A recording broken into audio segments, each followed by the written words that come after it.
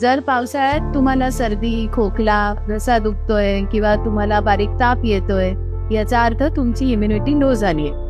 तर चला बघूयात आपण काय करू शकतो इम्युनिटी वाढवण्यासाठी. सो स्टे ट्यून, ही रील पूर्ण बघा म्हणजे तुम्हाला सगळे टिप्स समजतील.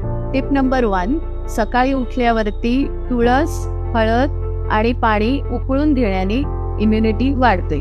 टिप नंबर 2, सुंठ, हळद आणि मधाचं चाटण केल्याने सुद्धा कफाचं प्रमाण कमी होतं आणि इम्युनिटी वाढायला मदत होते. टिप नंबर 3, कांद्याचा रस आणि मध एकत्र करून ठेवल्याने हे चाटण लहान मुलांपासून वयोवृद्धांपर्यंत देता येतं. याने सुद्धा इम्युनिटी वाढते आणि कफ आणि घशाचे विकार कमी व्हायला मदत होते. टिप नंबर 4, लसूण आणि गूळ हे कुटून एकत्र ठेवल्याने त्याचा छोट्या छोट्या गोळ्या केल्या तर त्या गोळ्या सुद्धा घेतल्याने आपल्याला अपर रेस्पिरेटरी इन्फेक्शन्स कमी व्हायला मदत होते.